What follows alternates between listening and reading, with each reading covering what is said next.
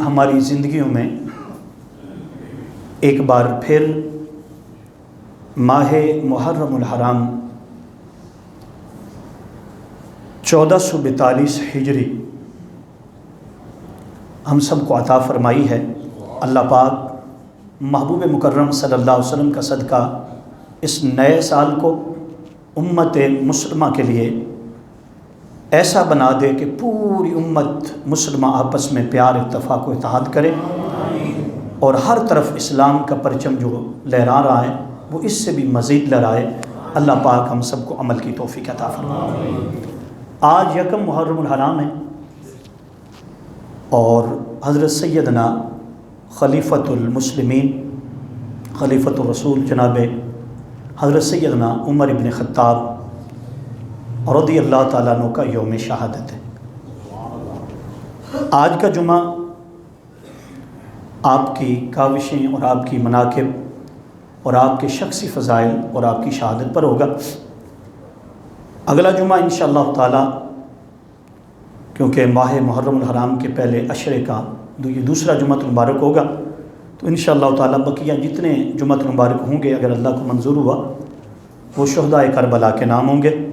تو جس طرح میں نے کل عرض کیا تھا آپ کے سامنے کہ ہم الحمدللہ اصحاب والے بھی ہیں اور اہل بیت والے بھی ہیں، تو ہمارے لیے دونوں گھرانے جو ہیں ہماری خوش قسمتی ہے کہ ہم ان کا ذکر کرنے والے ہیں۔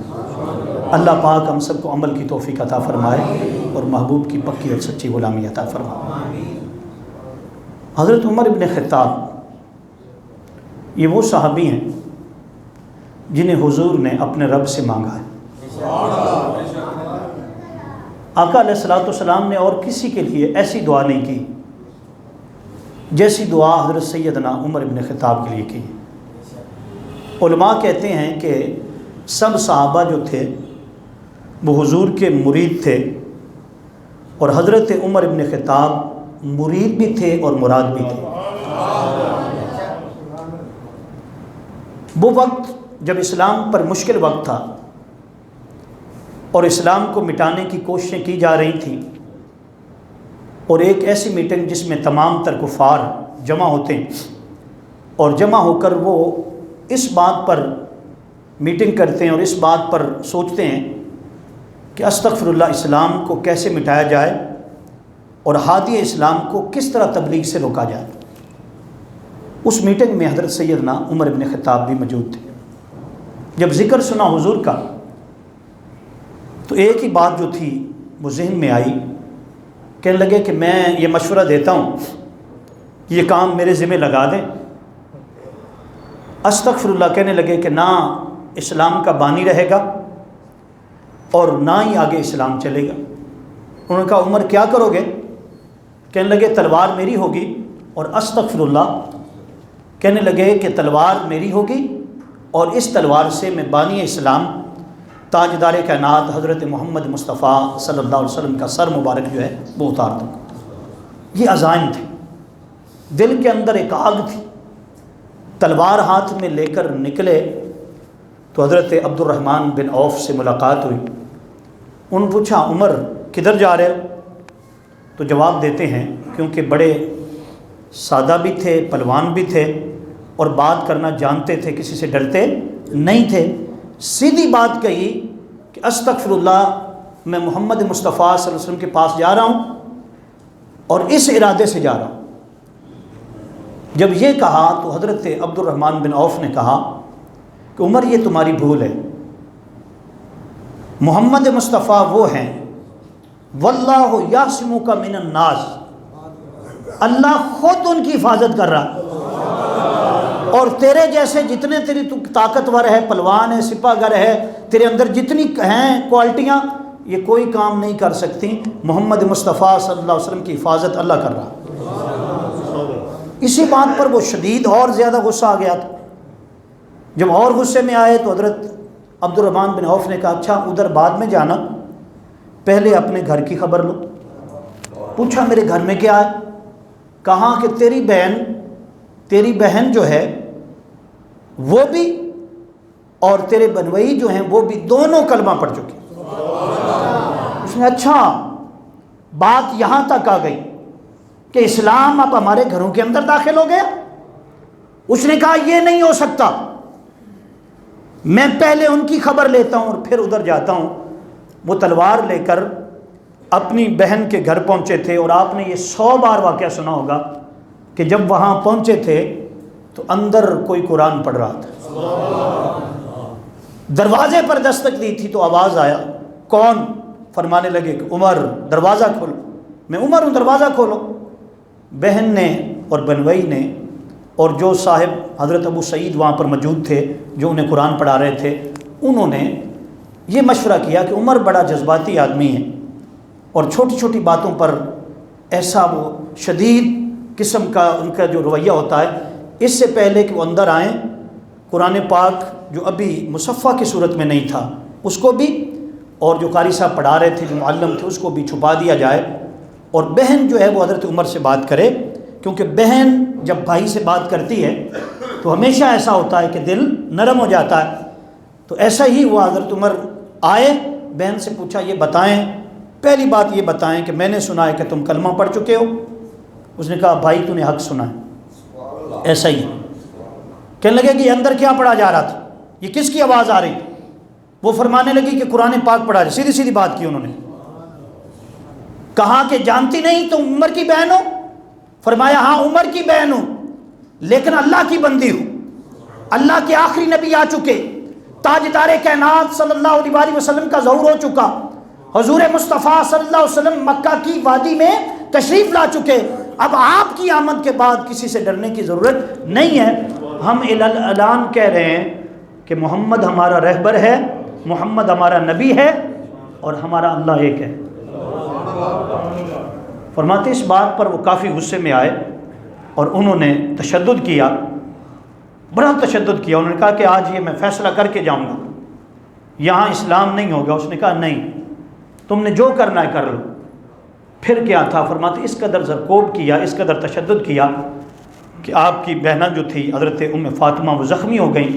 جب زخمی ہو گئیں اور خون نکلا تو ان کا دل نرم ہوا، تو کہنے لگے اچھا ایسا کریں، وہ جو قرآن پڑھ رہے تھے ایک بار مجھے دکھا دیں، ایک بار مجھے۔ انہوں نے جواب دیا کہ عمر تیرے جیسا بندہ نہیں دیکھ سکتا، اس کو چھونے کے لیے وضو کی ضرورت ہے، کپڑے پاک ہونے کی ضرورت ہے۔ کہنے لگا اچھا اب خون دیکھ لیا تھا تو علماء کہتے ہیں دل نرم ہو گیا، اچھا چلو ٹھیک ہے ایسا ہی ہوگا، میں ہاتھ نہیں لگاؤں گا، تم ذرا لاؤ قرآن پاک لاؤ۔ اور دو روایتیں، ایک روایت میں ہے کہ آپ گئے غسل کیا، اور ایک روایت میں کہ وہ آئے، قاری صاحب جو موجود تھے انہوں نے قرآن پڑھا۔ جیسے جیسے قرآن پڑھتے گئے حضرت عمر کے دل میں اترتا گیا اور حضرت عمر زاروں قطار رونے لگے۔ فرماتے ادھر سورہ طٰہٰ کی تلاوت ختم ہوئی، سورہ یاسین کی تلاوت شروع کی گئی۔ فرماتے سورہ یاسین ابھی چند آیات جو تھیں وہ پڑھی گئی تھیں تو حضرت عمر کہنے لگے کہ بس کر دو، میں ایمان لے آیا، میں نے جان لیا کہ اللہ کے رسول حق ہیں اور اللہ ایک ہے، مجھے بھی حضور کے پاس لے چلو تاکہ کلمہ پڑھ لوں۔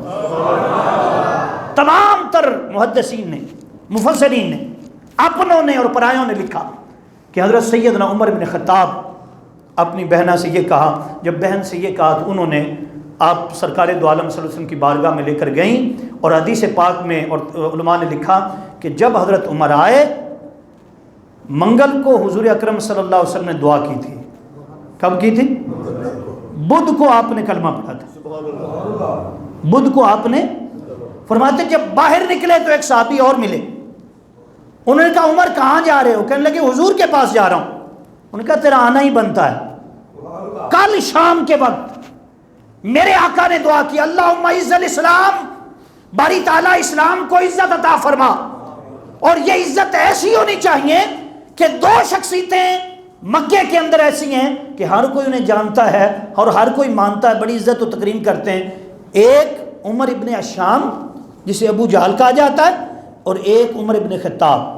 کہا باری تعالیٰ اب میں تیری بارگاہ میں عرض کرتا ہوں، دونوں میں سے جو تجھے پسند ہے نا، جو پیارا لگتا ہے، جو اسلام میں یہاں آ کر فٹ ہوتا ہے، جنہیں دیکھ کر لوگ کہیں کہ یہ دیکھو حضور کا غلام ہے، جسے تو بنانا چاہتے اب تیرا مرضی ہے، جس کو چاہے تو مسلمان کر دے۔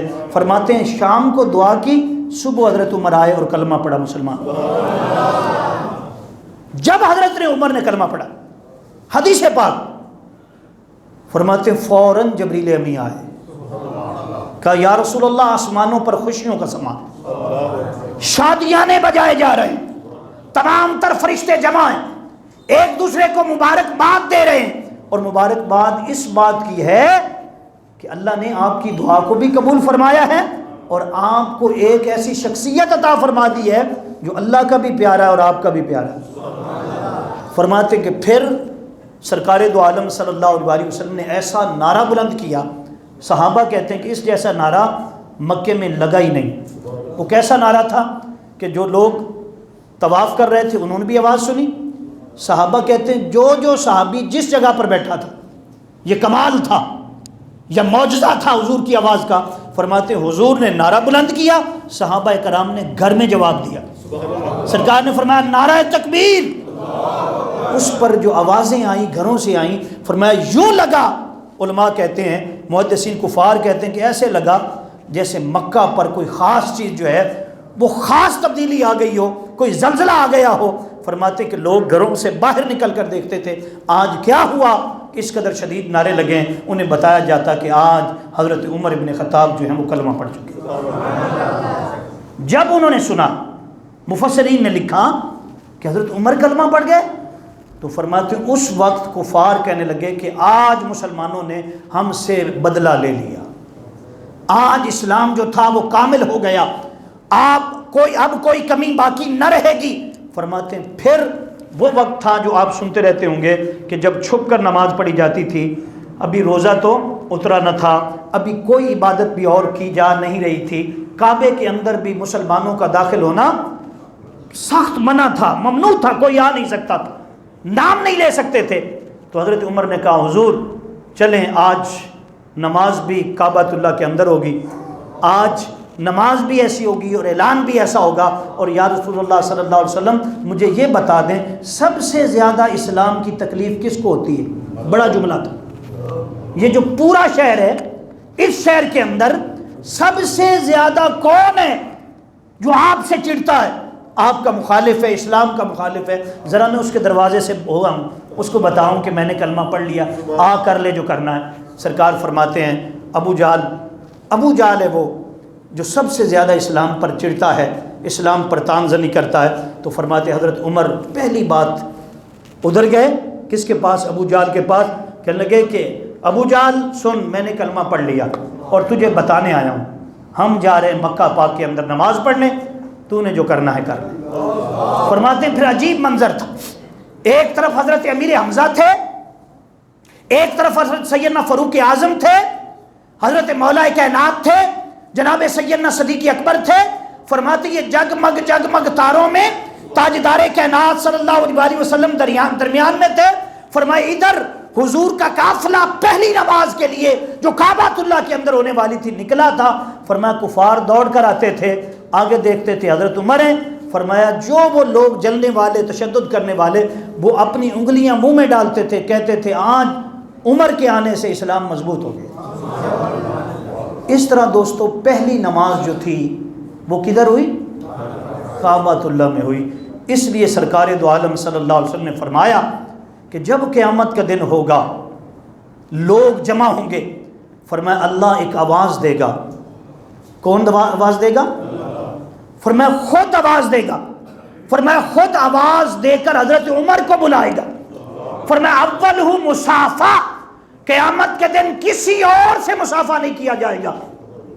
اللہ کی شان ہے یہ، اللہ کی، اب یہ کیا ہے یہ اللہ جانے اور مصطفیٰ جانے، نہ میں اس پر سمجھا سکتا ہوں اس کی حیثیت کیا ہوگی، وہ اس کی مثال کیا ہوگی۔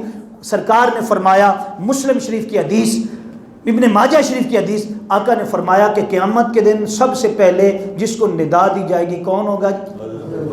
اس کے لیے ایک سواری تیار کی جائے گی، سبز رنگ کی پوشاک اس کو پہنائی جائے گی، ایک امامہ شریف نور والا اس کے سر پر رکھا جائے گا۔ فرمایا پھر اسے بلا کر ایک نامہ اعمال اس کا لایا جائے گا، ابھی اور کسی کو نہیں ملا ہوگا۔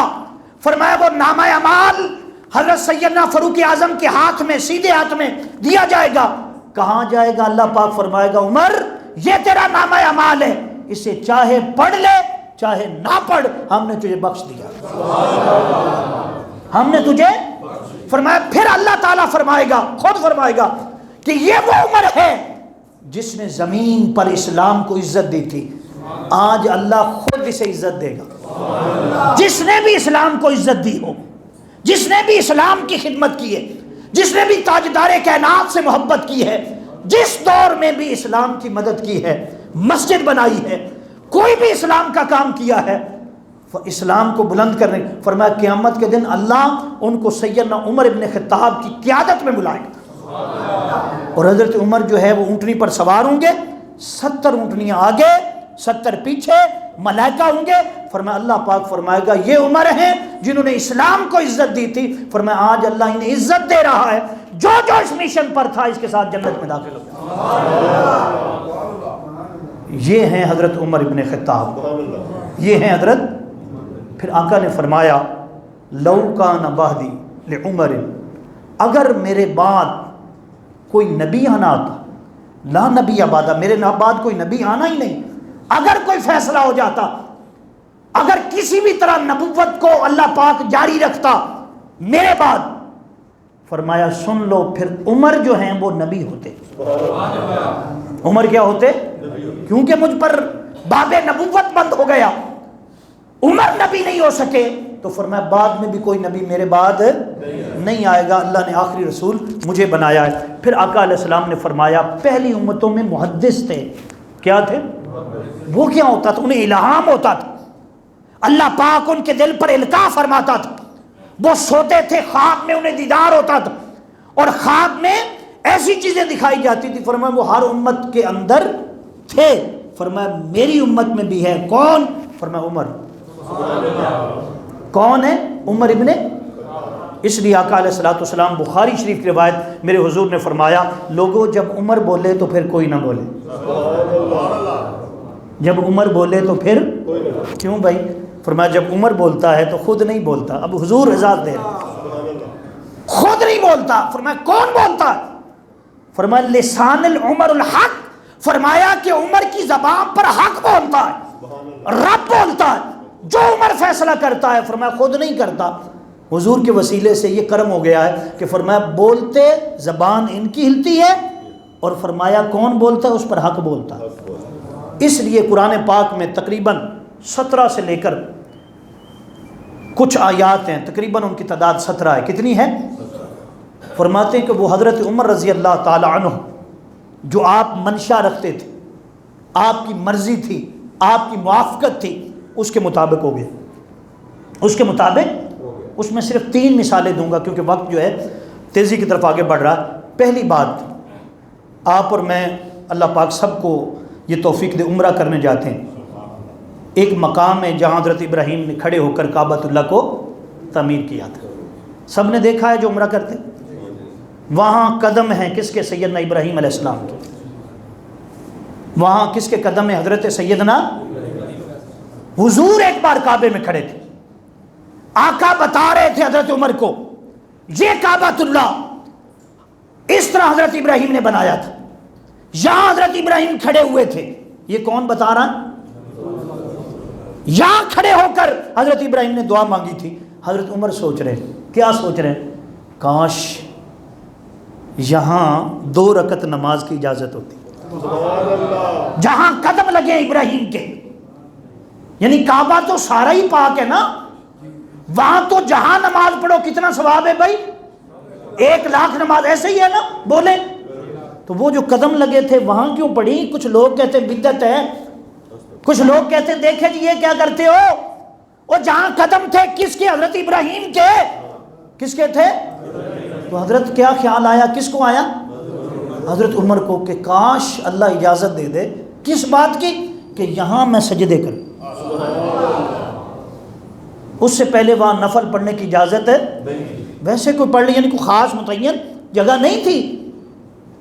فرماتے کہ جب یہ سوچا تو فوراً جبریل امی آیا، کہا یا رسول اللہ صلی اللہ علیہ وسلم، اللہ پاک نے یہ پیغام بھیجا، آپ جو حضرت عمر کو بتا رہے ہیں کہ اس طرح کعبۃ اللہ بنایا گیا، اس طرح کعبۃ اللہ بسایا گیا، اس کے اندر حضرت ابراہیم علیہ السلام نے اس طرح اس کو بنایا، اور یہاں کھڑے ہیں جہاں ان کے قدم لگے ہیں وہاں ان کے قدم تھے اور وہ دعا کر رہے تھے۔ اب حضرت عمر دل میں سوچ رہے ہیں کیا بات کہ یہاں 2 نفلوں کی اگر اجازت مل جائے تو یہ اللہ کی مہربانی ہوگی۔ فرمایا اللہ نے قرآن بھیجا ہے وَأَتَّخِذُ مِن مَّقَامِ إِبْرَاهِيمَ مُصَلًّى۔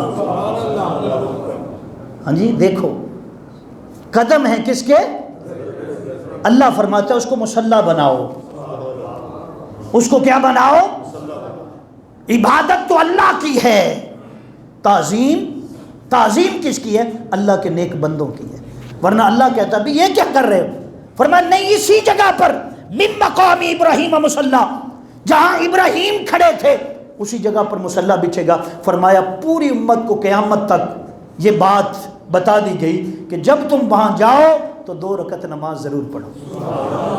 یہ کس کا خیال تھا؟ بولیں ذرا۔ قرآن کی آیت بن گئی، قیامت تک قرآن کی آیت بن گئی۔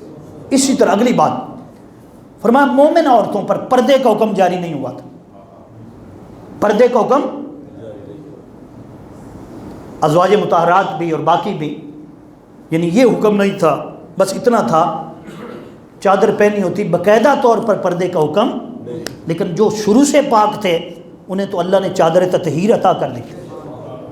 لیکن پھر بھی حضرت عمر کے دل میں یہ خیال آیا کہ بعض لوگ ایسے آتے ہیں اپنے نہیں ہوتے، پرائے ہوتے ہیں۔ یہ ازواج مطہرات بھی، ہماری بیٹیاں بھی، باقی بھی، ان کے لیے خاص اہتمام ہونا چاہیے، کوئی پردے کی آیات اترنی چاہیے۔ خیال کس کو آیا؟ حضور کو نہیں بتا، پہلے بھی نہیں بتایا تھا، پہلے جو مقام ابراہیم پر ہوا تھا وہ بھی انہوں نے بیان نہیں کیا، دہلی میں سوچ رہے تھے ادھر بھی کیا ہوا، ابھی خیال کیا جبریل امی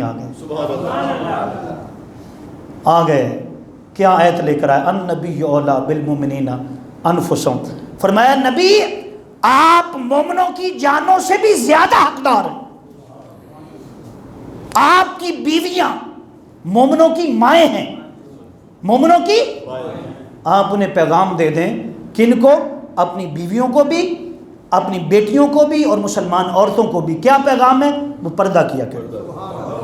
فرمایا یہ بھی کس کی خیال کس کا تھا؟ لیکن اللہ نے اس کو قرآن کا حصہ بنا دیا، قرآن کا۔ اسی طرح اور بہت ساری آیات ہیں، بہت ساری۔ شراب کا حکم اترا، لوگ شراب پیتے تھے، شراب حرام نہیں تھا، اس سے پہلے جاری تھا، باقاعدہ طور پر اسلام کے اندر حرام نہیں ہوا تھا۔ حضرت عمر رضی اللہ تعالیٰ کے دل میں خیال آیا یہی بات، فرمایا اگر اللہ قرآن میں یہ حکم اتار دے نا اور شراب جو ہے وہ حرام کر دی جائے، اور جو وقت نماز لوگ ایسے بھی ہوئے جو شراب کے پینے والے تھے اور نماز کا وقت ہوتا، بدو تھے، دور دور کے رہنے والے تھے، آتے شراب پی ہوتی نماز پڑھتے، تو انہوں دل میں خیال آیا کہ ایسا نہیں ہونا چاہیے، ایسا قرآن کی آیت اتری، ہاں جی، یا ایھا الذین آمنوا لا تقربوا الصلاۃ وانتم سکریٰ، اے ایمان والو نماز کے قریب مت جانا، کب؟ وانتم سکریٰ، جب تم نشے میں ہو، جب تم۔ پھر اسی قانون کو اللہ پاک نے ایسا بنا دیا کہ ساتھ حد بھی اتار دی، اور مطلقاً جو تھی وہ شراب جو تھی وہ حرام کر دی۔ فرمایا خیال کس کا تھا؟ لیکن قرآن پر۔ اسی طرح میں نے کہا کوئی 17 سے بھی زیادہ آیتیں ہیں قرآن پاک میں، خیال حضرت عمر کا تھا لیکن اللہ رب العزت کو اتنا پسند آیا وہ قرآن کی آیتیں بنتی گئیں۔ اسی طرح فرماتے ہیں حضرت عمر رضی اللہ تعالیٰ عنہ کے بارے میں سرکار دو عالم صلی اللہ علیہ وسلم نے فرمایا کہ یہ اہل جنت کے چراغ ہیں، اہل جنت کے۔ اور یہ فرمایا آقا نے کہ جس جگہ سے حضرت عمر گزر جائیں، فرمایا شیطان وہاں سے بھاگ جاتا، شیطان وہاں سے بھاگ جاتا۔ اور پھر اعزاز یہ تھا کہ حضور اکرم صلی اللہ علیہ وسلم نے فرمایا، کریم آقا صلی اللہ علیہ وسلم نے فرمایا کہ عمر رضی اللہ تعالیٰ عنہ، فرمایا ان کا چہرہ ایسے ہے، فرمایا جیسے عرفہ کا دن ہوتا ہے، اور عرفہ کے دن رحمت برستی ہے، ہر ایک حاجی کو عطا ہوتی ہے، فرمایا اللہ کی نظر عمر کے چہرے پر ہوتی ہے، اللہ کی نظر عمر کے چہرے پر ہوتی ہے۔ اور فرماتے ہیں کہ یہ مقام جو تھا، یہ اعزاز جو تھا اس لیے ملا کہ حضرت عمر رضی اللہ تعالیٰ نے جب سے اسلام لائے، فرماتے ہیں اپنا سارا کچھ حضور کے نام کر دیا تھا، حضور کے، اور آقا علیہ السلام کے لیے اتنا کچھ کیا، اتنا کچھ کیا۔ فرماتے جو فیصلہ میرے مصطفیٰ فرماتے کسی میں ہمت نہیں تھی، جرأت نہیں تھی، جتنے صحابہ تھے سب سر جھکا کر بیٹھتے تھے۔ فرمایا 2 صحابی ایسے تھے جن کو حضور دائیں بائیں بٹھاتے، وہ کون تھے؟ ایک حضرت ابو بکر، ایک حضرت ابو اور ایک حضرت عمر۔ حضرت علی کہتے ہیں کہ مجھے رشک آیا اس بات پر کہ آقا علیہ الصلوۃ والسلام جب بات کرتے تو آپ فرماتے میں اور ابو بکر گئے، میں اور ابو بکر فلاں، میں اور ابو بکر آئے، میں اور ابو بکر نے یہ کام کیا، میں اور ابو بکر نے وہ کام کیا۔ فرماتے ہر کام میں کیا کرتے؟ ابو بکر اور حضرت عمر کا نام لیتے، اتنی محبت کرتے تھے۔ اور وہ جو واقعہ ہے کہ ایک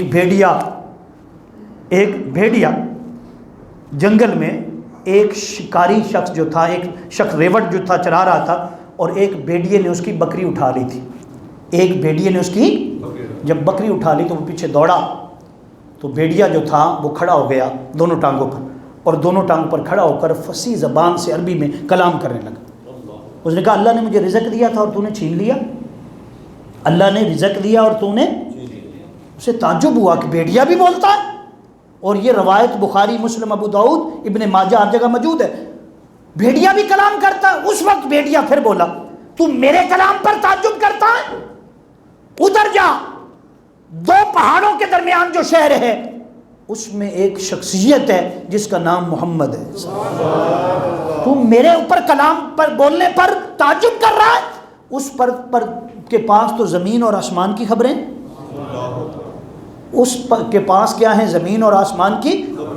اس نے کہا کہ اگر میں ادھر چلا جاؤں تو میرا ریوڑ کون چلائے گا؟ پیچھے سے آ کو بھیڑیا کو دوسرا۔ اس نے کہا اس کی فکر نہ کر، میں اس کی رکھوالی کرتا۔ یہ بات کہ وہ بھیڑیا جو تھا رکھوالی کرنے لگا، اور اب جو چروایا تھا وہ حضور کی بارگاہ میں آیا۔ جب حضور کی بارگاہ میں آیا اور اس نے آ کر بات سنائی تو آقا علیہ السلام نے فرمایا یہ حق کہتا ہے، میں بھی اس کو حق کہتا ہوں، ابو بکر بھی حق کہتا ہے اور عمر بھی حق کہتا ہے، عمر بھی حق کہتے ہیں۔ اور اسی طرح ایک اور بخاری شریف کی روایت جس کو حضرت انس رضی اللہ تعالیٰ عنہ بیان فرماتے ہیں کہ جب حضور کی بارگاہ میں، کریم آقا صلی اللہ علیہ وسلم کی بارگاہ میں ایک شخص آیا اور اس نے پوچھا یا رسول اللہ صلی اللہ علیہ وسلم بتائیں قیامت کب آئے گی؟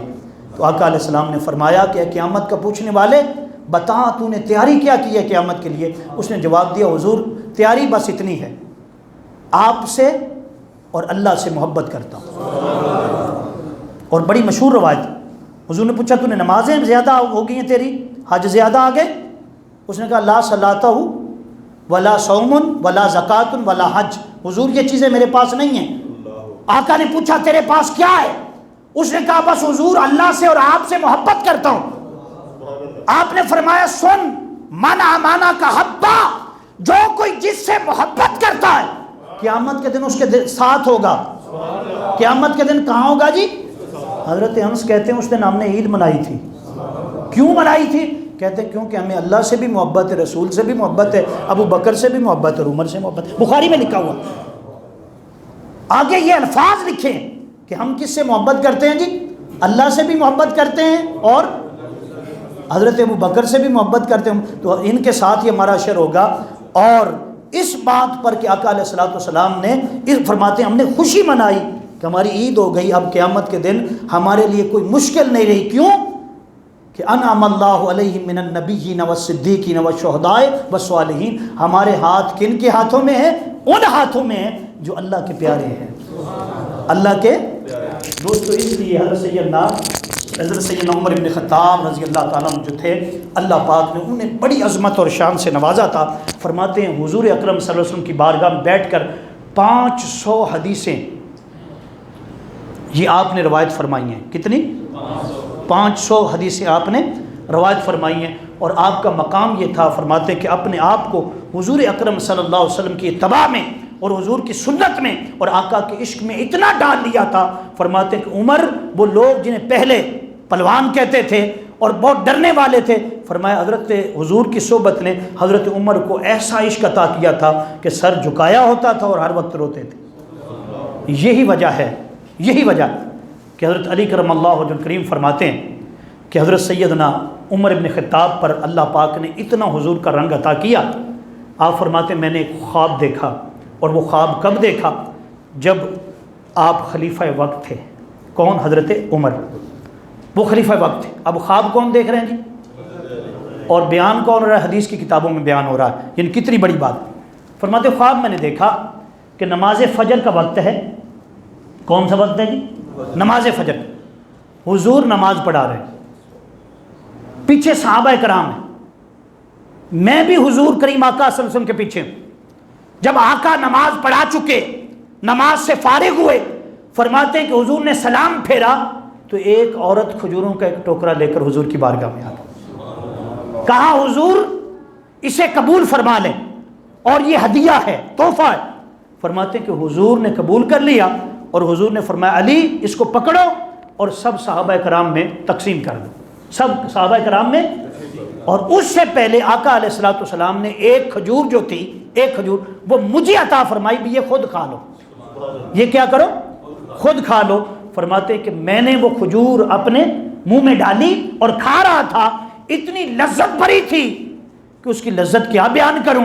فرمایا اتنے میں بھی آنکھ کھل گئی. آنکھ کھلی تو نماز فجر کا وقت ہو گیا تھا. تہجد پڑھ کر سوئے تھے، تہجد پڑھ کر سوئے تھے. فرماتے نماز کا وقت ہو گیا، میں دوڑا مسجد کی طرف، وضو کیا. حضرت عمر جو تھے وہ نماز پڑھا رہے تھے. جو صورتیں قرآن پاک کی خواب کے اندر مصطفیٰ نے تلاوت کی تھی، تاجدار کائنات نے تلاوت کی تھی، فرمایا وہی صورتیں حضرت عمر نے تلاوت کی. اب فرماتے کہ مجھے پچھلی صف میں جگہ ملی. کیوں بھائی؟ لیٹ جو پہنچے تھے. فرماتے کہ جماعت ہو چکی، جیسے حضور نے نماز پڑھائی تھی ویسے ہی پڑھی گئی.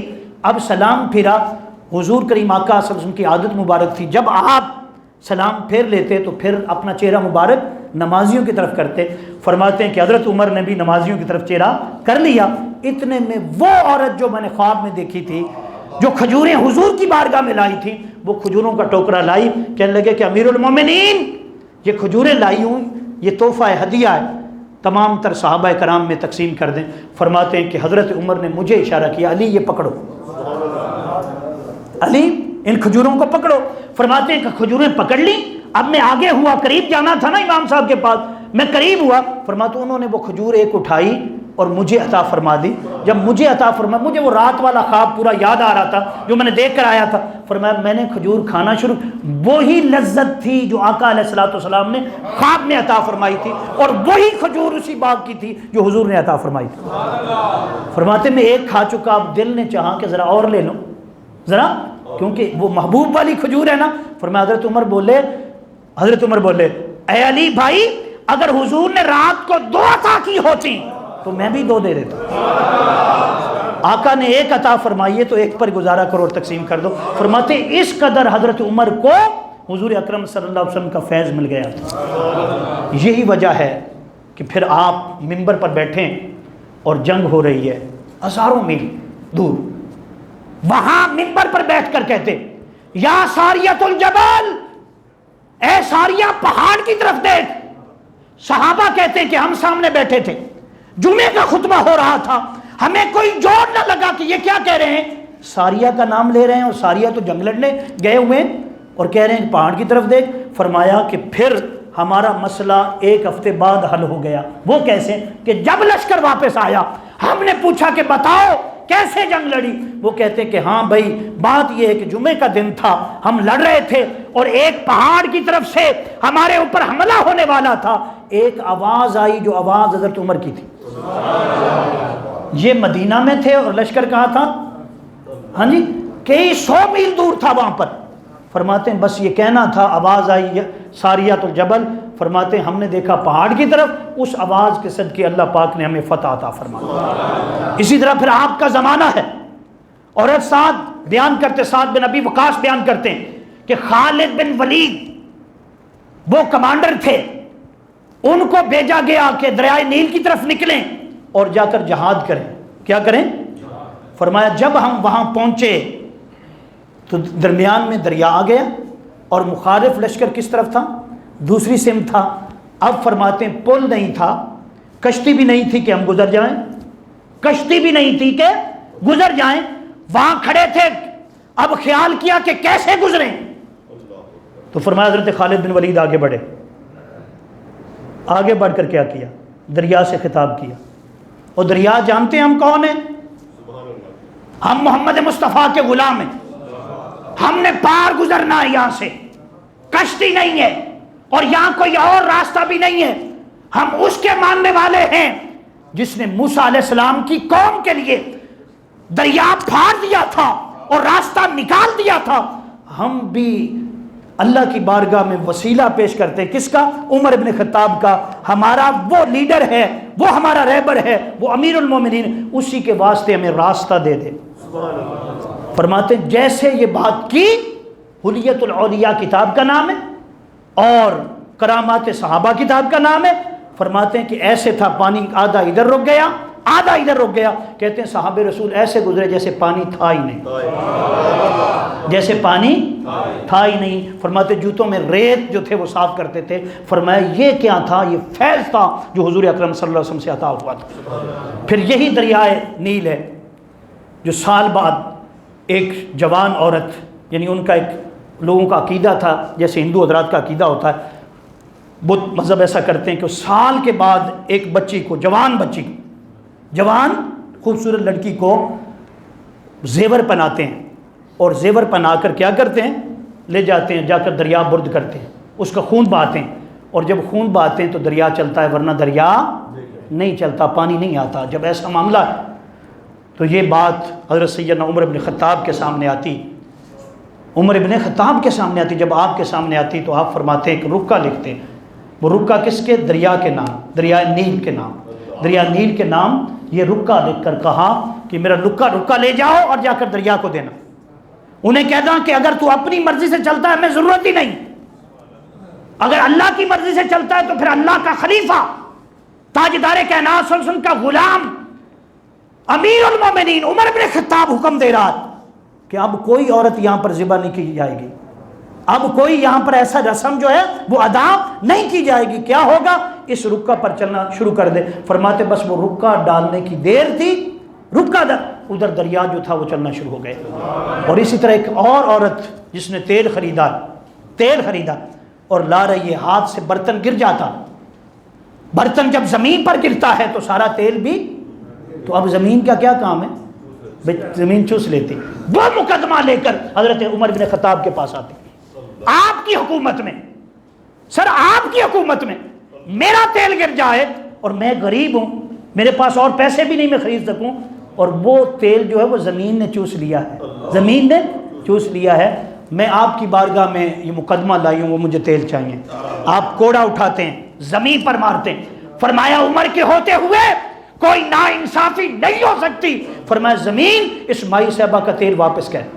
فرماتے ہیں دیکھتے ہی دیکھتے تیل جو ہے وہ زمین کے اوپر آ جاتا ہے، اس کو اٹھایا جاتا ہے اور برتن میں ڈالا جاتا ہے. فرماتے ہیں آج بھی اس زمین کو یہ سعادت حاصل ہے کہ وہاں سے تیل نکل رہا، یہاں سے تیل نکل رہا ہے، اور پوری دنیا میں عرب کا تیل جو ہے وہ جاری و ساری. فرمایا اس میں برکت ہے، مصطفیٰ صلی اللہ علیہ وسلم ہے، اور سیدنا فاروق اعظم رضی اللہ تعالیٰ عنہ کی کاوشیں ہیں. اور پھر سیدنا فاروق اعظم آپ کے زمانے میں زلزلہ آتا ہے. کیا آتا ہے؟ زلزلہ مدینہ پاک. آپ کوڑا زمین پر مارتے ہیں اور فرماتے کہ زمین، کہ آج تک میں نے تیرے اوپر ناانصافی کی ہے؟ کبھی ایسا ہوا؟ تو پھر ایسا کیوں ہے کہ تجھ پر زلزلہ جاری کیوں ہے؟ فرمایا جیسے ہی کوڑا زمین پر مارا زمین رک گئی. فرماتے ہیں آج تک پوری دنیا میں زلزلے آتے ہیں لیکن مدینہ پاک میں آج تک نہیں آیا. فرمایا یہ کس کا فیض ہے؟ حضور کا فیض ہے. کس کے نام ہے؟ حضرت عمر بن خطاب کے نام ہے. اس لیے دوستو 26 ذوالحج کو آپ کو شہید کرنے کے لیے آپ پر حملہ ہوا. کب ہوا جی؟ 4 دن اس کے بعد آپ حیات رہے، بظاہر دنیا کی جو حیات تھی. اور 1 محرم الحرام کو آپ کا وصال ہوا. 1 محرم الحرام کو ہی آپ حضور اکرم صلی اللہ علیہ وسلم کے ساتھ سیدنا صدیق اکبر پہلے موجود تھے. اور کسی شاعر نے کیا خوب کہا، شان صدیق فاروق دا کی دساں کیتا اللہ نے جنہ دا اچا مکان، سبز گنبز دے اندر جو بچدی سی تھا، کملی والے دے یاراں دے کم آ گئی. فرمایا کہ اس جگہ 2، ایک تو میرے آقا علیہ الصلوۃ والسلام کی قبر انور ہے اور 2 قبریں اور ہیں حضور کے پہلوؤں میں. ایک سیدنا صدیق اکبر کی ہے اور ایک کس کی ہے؟ سیدنا. اب قیامت تک یہ صلہ مل گیا جو بھی جالی کے سامنے جائے گا، سنہری جالی کے سامنے جائے گا، فرمایا جب وہ سلام پیش کرتا ہے حضور کی بارگاہ میں تو ساتھ اس سلام کو حضرت سیدنا صدیق اکبر اور سیدنا عمر رضی اللہ تعالیٰ عنہ کی بارگاہ میں پیش کیا جاتا۔ اس لیے دوستو آخری بات، ماہ محرم الحرام جو ہے وہ الحمدللہ تعالیٰ شروع ہو گیا۔ یہ صحاب اور حضور کے اہل بیت، یہ دونوں عظمت والے ہیں، ان کی عظمتوں کا ذکر کریں، کربلا والوں کا ذکر کریں، انہوں نے جو قربانیاں دی ان کا ذکر کریں، اور خالی ذکر نہ کریں، اپنے اوپر وارد کریں، اپنے اوپر وارد کریں کہ وہ جو سیرت اور کردار، وہ جو علم ہمیں عطا کر کے دے گئے، ہم اس کے وارث ہیں، ہم اس کے کیا ہیں؟ وارث ہیں۔ اس لیے ہم دعا کریں باری تعالیٰ ہمیں ایسے حکمران عطا فرما، ایسی حکومتیں عطا فرما جو زمین سے بھی تیل واپس لے لیں، زمین سے بھی تیل واپس لے لیں اگر گر جائے، اور کسی پر بھی ظلم نہ ہونے دیں، اور یہ بتائیں کہ جو مسلمان ہوتا ہے، جو نبی علیہ الصلوۃ والسلام کا